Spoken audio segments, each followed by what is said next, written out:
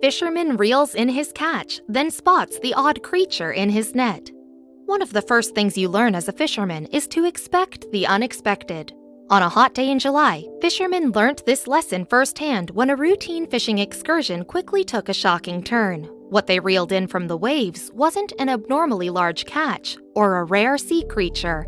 In fact, they had no idea how the poor little guy got into the water in the first place.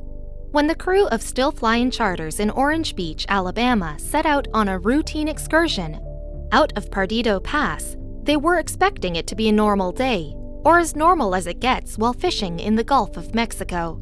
They'd seen some once-in-a-lifetime sights there before.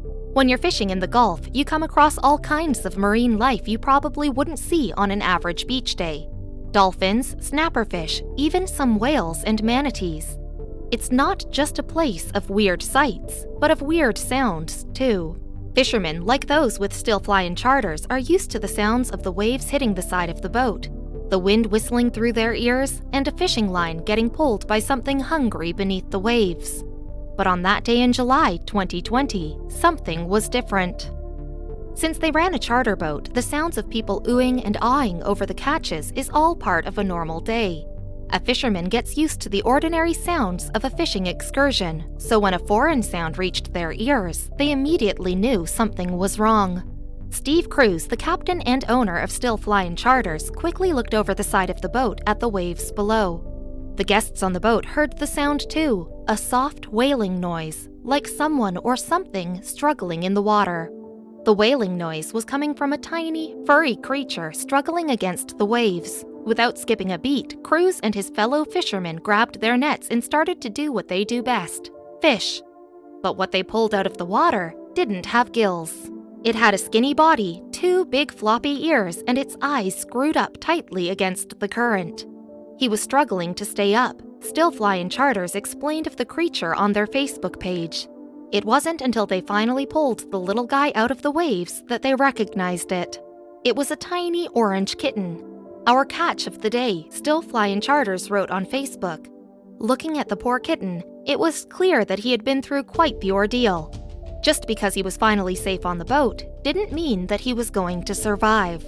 And looking at this photo, the poor little guy definitely looked worse for wear when he was rescued. Thankfully, the crew knew exactly what to do. We caught him, brought him on the boat, and let him recover. Still, everyone had plenty of questions.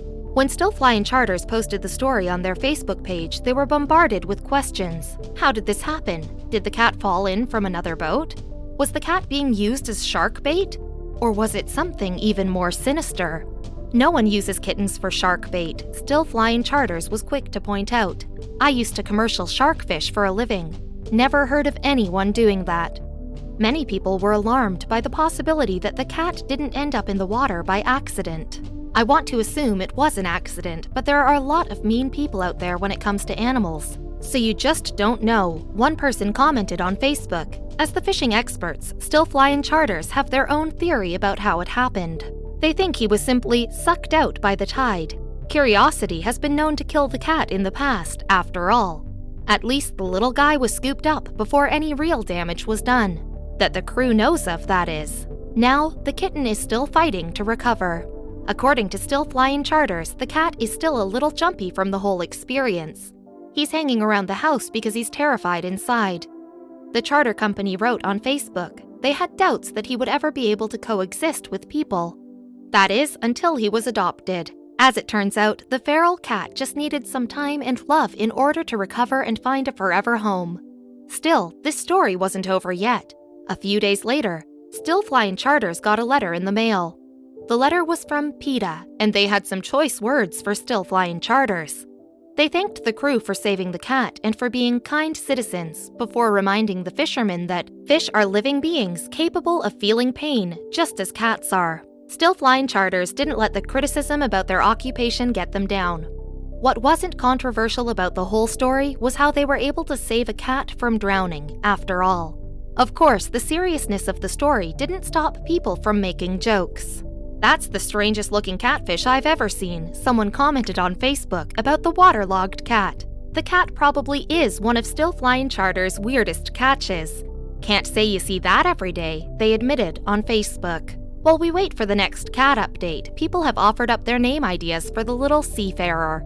Nemo, Sharkbait, Jonah, and Gilligan are popular choices among others. Can you guess one of the most popular names suggested? Lucky, maybe the most fitting name of all. It was definitely a rare stroke of luck that Still Flyin' Charters happened to find the little kitten when they did.